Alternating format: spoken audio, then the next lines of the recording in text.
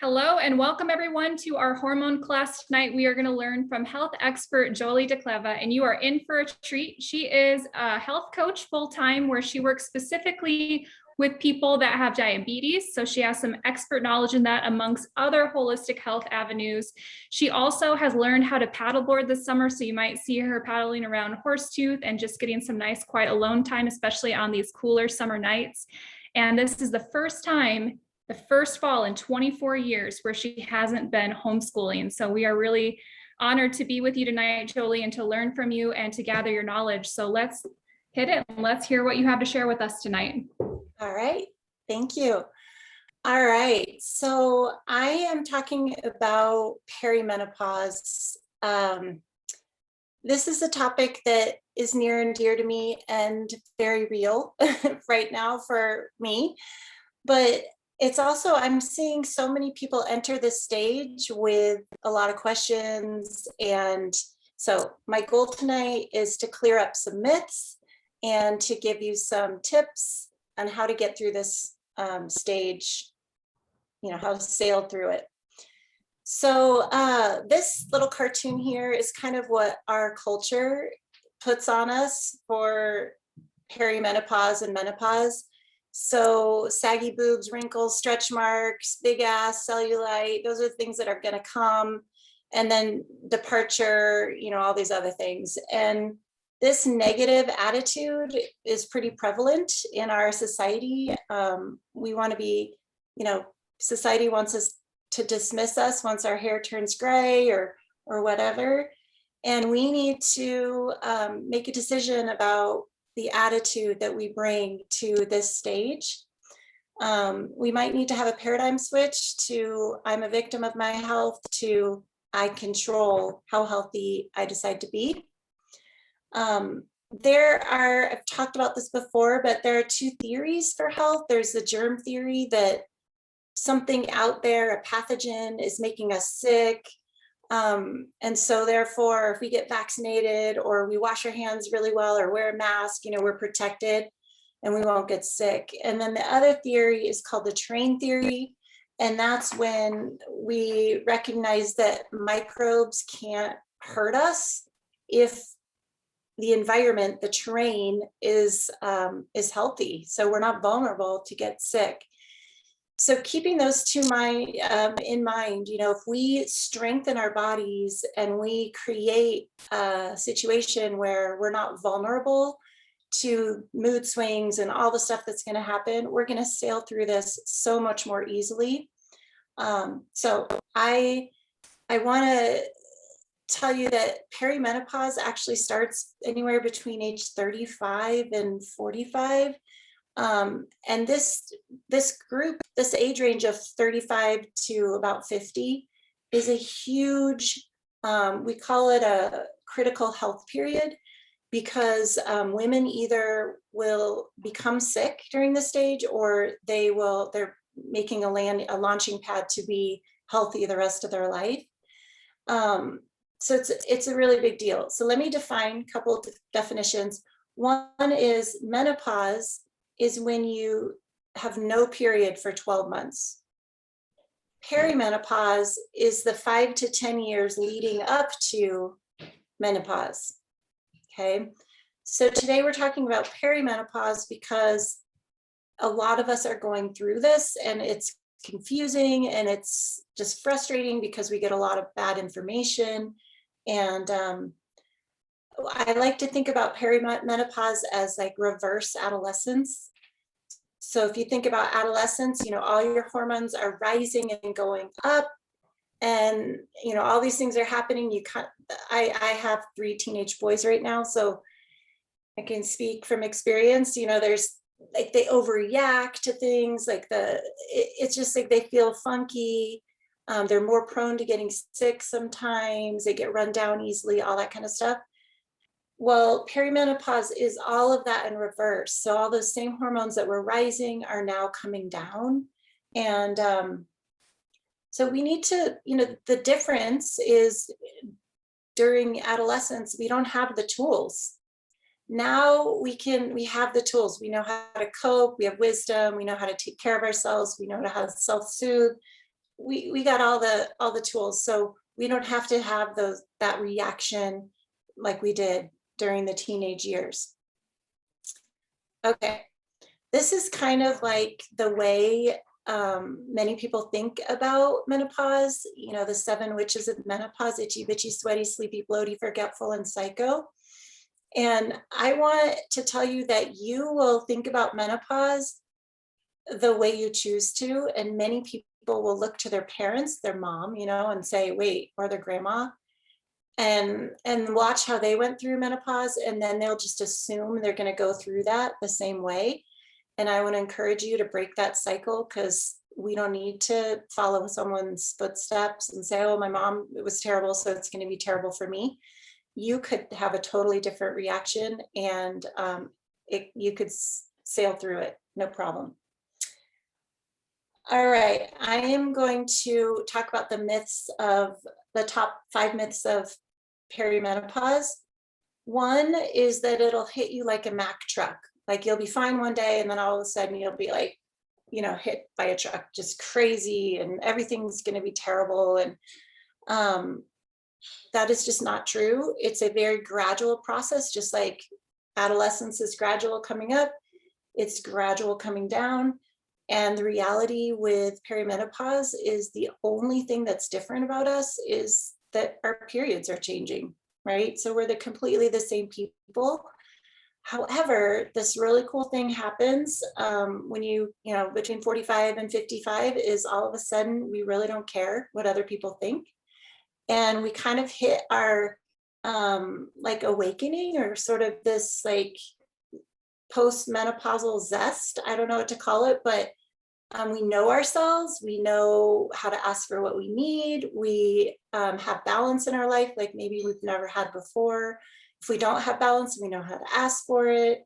We really find our strength during this time. And so I want to encourage you to walk into this phase empowered instead of just defeated and it's going to be terrible. Also, you know, some good news about this perimenopausal phase is that a lot of women actually have, for the first time, like orgasm easily, and they enjoy sex way more than they ever did because their hormones are changing. So, you know, just a little thing, something to look forward to. So the first myth is that you'll get hit by a Mack truck. The second myth is that stubborn weight gain is inevitable. So here's, I don't know, this lady looks like her boobs fell into her belly, but anyway, it's not inevitable. We actually reap the consequences of how we live. And so when we haven't been living very healthy, it will sort of catch up to us during this time. And the same is true if we have been living healthy, we're going to feel great, look great, and continue to. It doesn't mean that it's not harder, because definitely our body does change. Just like adolescence, our body goes through changes. We're going to go through changes, but it doesn't have to be super dramatic and terrible. Emotional eating is a habit, and so is having a smoothie first thing in the morning. Like we can choose what habits we want to reinforce during this time, just like any other time in our life. And if we don't have a victim mentality, it's going to really help us feel empowered rather than just accept the terribleness that society wants us to think it is. Number 3 myth is women should take hormones during and after menopause. So hormone therapy is meant to be temporary to get you through a short period of time. It's not meant to be used. It definitely should be discontinued after 60. And there are all kinds of risks. And if you have been on the pill leading up to this time, you may have what's called hormonal dependence or estrogen dependence. And so getting off the pill and then sort of letting your body adjust to hormones is going to be important, but it's going to be harder because now your body's used to a synthetic level of hormones. So there are something called bioidentical hormones. And if you are interested in learning more about that, I would steer you in that direction. Being the sort of natural gal I am, I'm choosing to just sail through this and let my body adjust naturally. And so far, so good. So I'm 51, by the way. So I'm kind of right in that range. Fourth myth is that birth control pill is the solution. And so, as I've already mentioned, birth control is a synthetic hormone. So it creates what's called estrogen dominance. And estrogen dominance happens anyway during menopause. Let me see if okay, I'm still hot. It just comes in flashes now. Okay, here's the hormone levels of your cycle. Estrogen goes up. This is a normal cycle, but with perimenopause, estrogen keeps going up, and progesterone, which is the light green dotted line, that instead of being high, it goes lower and lower. So we have more estrogen in our system naturally anyway. And we can balance this naturally with food and supplements and teas and things like that. But the birth control pill is just accentuating this estrogen dominance. And it's estrogen dominance that causes migraines, the sleep issues. In my opinion, putting people on the pill with perimenopausal symptoms is kind of like a shut up pill. Like, we don't know what to do with you, just this will help temporarily. So don't fall for that. If your doctor wants to put you on the pill during this time, ask questions, do your research. And again, I might steer you more towards bioidentical hormones if you want to go that route. I haven't chosen to, but it's definitely a viable option. Our bodies can actually get addicted to estrogen. So coming off of that, having estrogen dominance naturally, and then coming off of that with the pill can sort of feel like that Mack truck that we talked about. 50% of, interestingly, I just thought this is interesting, that 50% of women that go on the pill get right off because the symptoms are so bad. And there are risks to the pill: cervical cancer, heart attack, stroke, migraines, higher blood pressure, gallbladder disease, infertility, blah, blah, blah, PCOS, and insulin resistance. So long list of reasons to avoid the pill if possible. Okay, number 5 myth is there's no hope for my symptoms. And a lot of times this is kind of what we feel like. Oops. You know, we feel crazy. We just feel like people think I'm imagining what I'm going through and I'm feeling. And if we can think back to adolescence, didn't we feel a little crazy too, like just off and whatever? And so we, at some level, we just need to give ourselves grace and be like, yeah, my body's adjusting here. But remembering that we have all those tools. And if we are willing to get to the root cause of all of the things that we're feeling, just pick away at it and say, oh, I have hot flashes. Okay, I know hot flashes is due to estrogen dominance. So what can I do for estrogen dominance? Oh, okay, I'm having some brain fog. Okay, I know that's due to, right? Like doing your research and meeting the need that you have. Okay. So first of all, let me talk a little bit about estrogen itself. Estrogen is the hormone that lubricates. It also kind of helps us feel in the flow emotionally. It helps us feel energized, and it regulates our menstrual bleeding. So our world, as we know, is filled with all kinds of plastics that actually are putting out xenoestrogens into the environment, which mimic our natural body's estrogen, and they can clog up our receptors. And so we already know that during this time, our estrogen is high, and then we add all this plastic and we're just accelerating the problem. So one of the key things that we can do during this time is live a natural lifestyle. So all of you doTERRA folks out there, we already do this, but cleaning up your soap, shampoo, your facial products, your makeup, making sure that you don't have all this fake stuff in there and avoiding using a lot of plastic. doTERRA does have products like phytoestrogen, which can help alleviate that phenomena of the false estrogens clogging up estrogen receptors.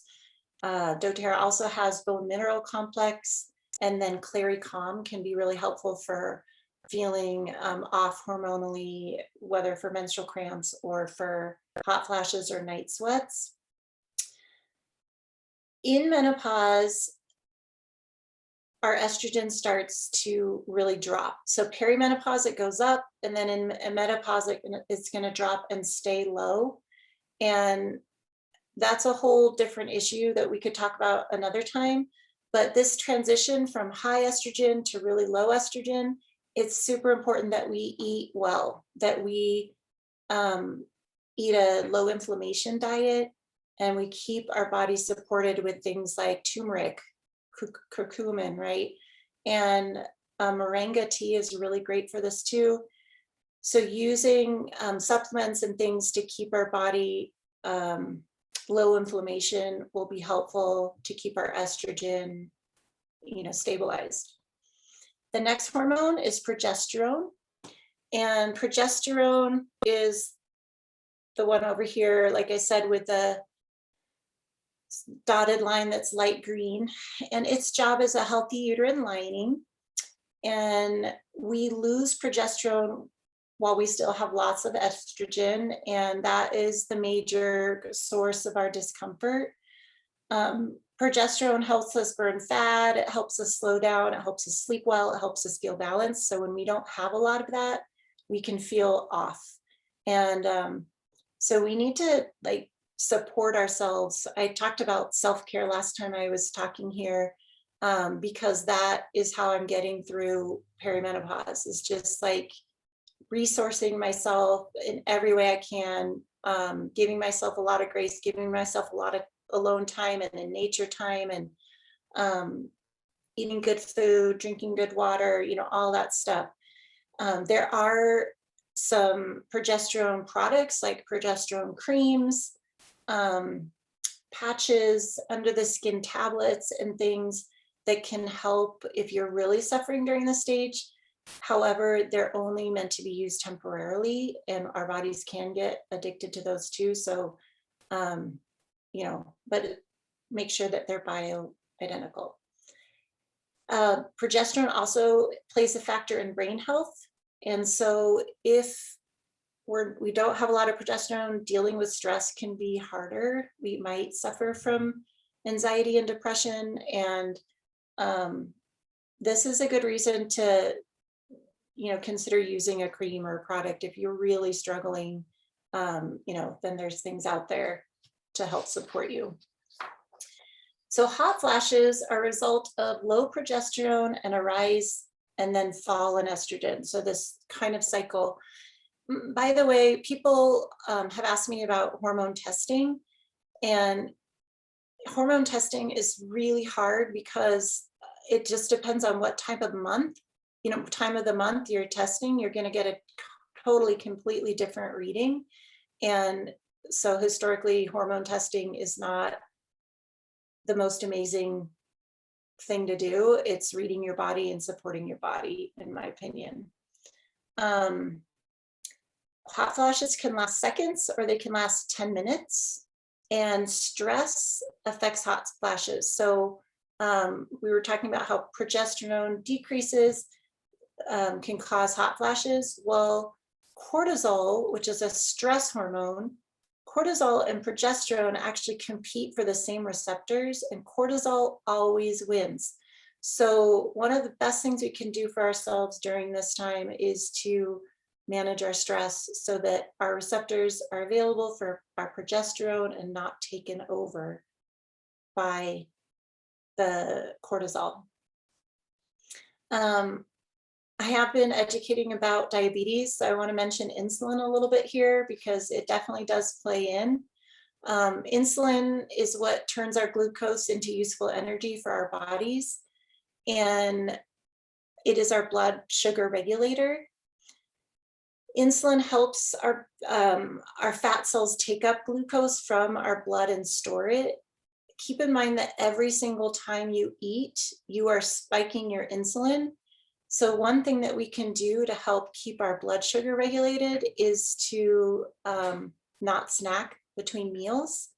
And you may even consider looking into doing some intermittent fasting so that you're letting your body have a long period of rest. So eating every 2 hours is not going to help your insulin. It's going to be way better to just take a break and only eat at mealtime. So insulin resistance is a big factor during this 35 to 50 years old. If you're going to become diabetic, that's where it's going to happen. And because due to these change of hormones, it does increase your risk of having insulin resistance. So again, eating well is so important. But did you know that stress also spikes your insulin? So if you live a really stressful lifestyle but eat amazingly, you can still get diabetes. So, eating, like avoiding, we all know, I mean, I don't need to talk about nutrition with this group, but, avoiding your yellow oils, avoiding synthetic products, fast food, packaged foods, all that kind of stuff. So inflammatory and will spike your sugar. Okay. Cortisol, we talked just a little bit about that. It's the fight or flight hormone, and it does compete with the progesterone receptors. And cortisol's function is it helps with blood sugar regulation, blood pressure, and immune function. Our adrenals produce cortisol. So dealing and managing cortisol means supporting your adrenals. And I know, Regal, you have posted like adrenal support roller bottles and stuff. I highly recommend using those. I have one for thyroid support and one for adrenal support that I use personally. I just put it on every day. So the next hormone that I want to mention is thyroid. And this is important during perimenopause because of its support of your metabolism, mood. It does play a role in menstrual cycles, energy, sleep, digestion. Thyroid kind of has an inverse relationship with cortisol. So if cortisol is high, thyroid is low. And so if you have low thyroid, getting control of your stress is so key. We want to manage our stress. I really like, the more I learn over time, the more I realize how detrimental living this crazy rushed stressed lifestyle is for our long-term health, and it definitely affects perimenopause. All right, so factors we have control over during this time. Oh, this is my picture. This is sort of how I picture all of our hormones sort of working together. Like, they're beautiful, they overlap, we need each other. I don't know, maybe I'm weird, but I really like this picture. It makes me think of hormones. Okay, my night sweats are getting worse. You might want to put on a flotation device before you get into bed. Anyone who's had a baby knows that, like, after you have a baby, you sweat all that like extra water right after birth. Well, that kind of revisits you again during the stage as your body's going through all these changes. But there are things we can do about it. So factors we have control over are our toxins. So what we put in our body, what we eat, how we're handling our stress. In 1950s, there was a slogan, better living with chemistry.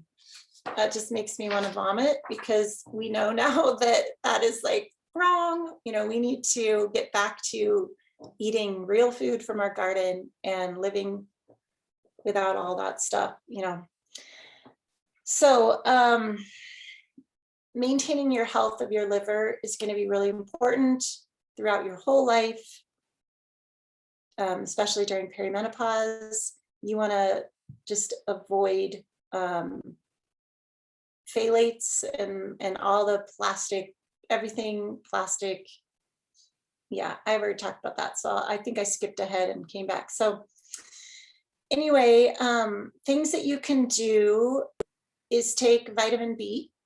So B vitamins are really supportive for liver detox, staying hydrated, healthy salt. So pink salt is really good. EMF mitigation. So you can't see it, but I've got like my EMF pad under here, you know, just trying to keep exposure low. Our body detoxes at night, so we really need to do whatever we need to do to get a great night's sleep. So like thinking about your circadian rhythm, which we talked about before, staying on a good sleep pattern will help. Infrared saunas, coffee enemas. I know it sounds really weird, but that's super supportive for detoxing. Lemon water. So I love lemon water. I always have my lemon water. I squeeze an entire lemon in there once a day. Ionizing foot soak. So put your baking soda, Epsom salts, and essential oils in there. A great resource is Detox Info by Wendy Myers. So it's myersdetox.com. And Dr. Tom O'Brien too is a great resource for detoxing and taking care of your liver and all that good stuff. So the other thing we have control over, believe it or not, is our stress. Like what happens to us, we don't have control over, but how we handle what happens to us, we do. So unfortunately, most people who are going through this perimenopause stage have a lot of stressors. Like our parents are getting older, we usually have teenagers. You know, there's a lot of sort of crazy stuff that like a Bermuda's Triangle that happens during this time. When we're stressed, we burn through more nutrients. So just another plug for taking your lifelong vitality vitamins, just really supporting your body with excellent food.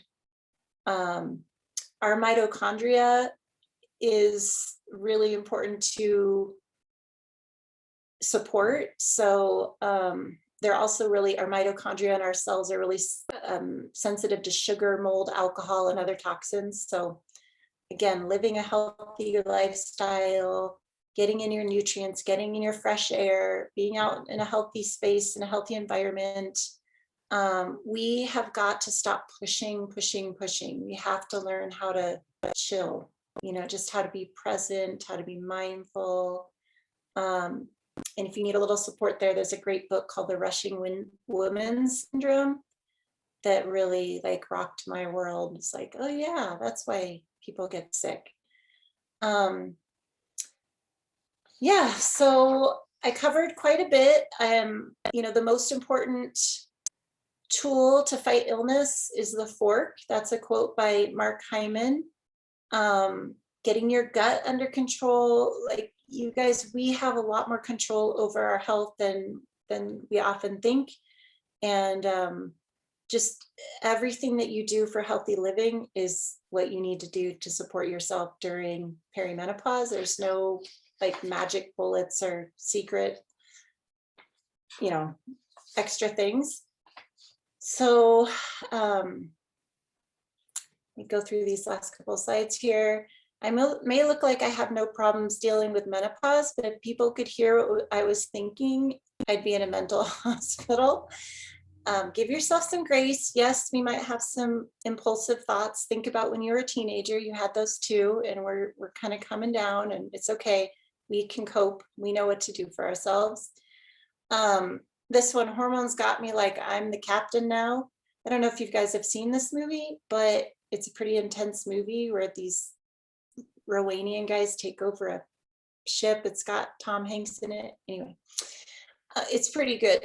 But I like this because we give our hormones the control. We act like, oh, I can't do anything about it. This, you know, woe is me.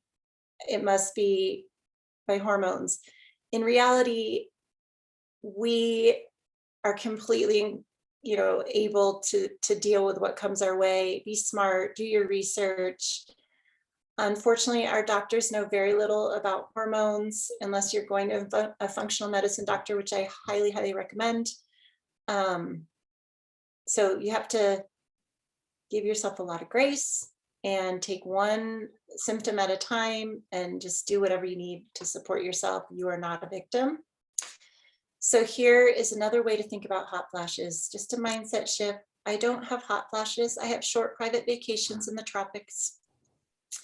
So I want to encourage you to have a mindset shift that this is a time of empowerment. It's a time to really make some great changes and choices in our health, and it's not a sentence. Okay. All right. Any questions? Thank you, Jolie. That was great. And we will open it to questions. There's a couple in the chat. Dawn posted, I don't know if you know the answer. What happens when an IUD that is progesterone based? When you have an IUD that's progesterone based? Right. So like IUDs are a consistent output of hormones, while the normal cycle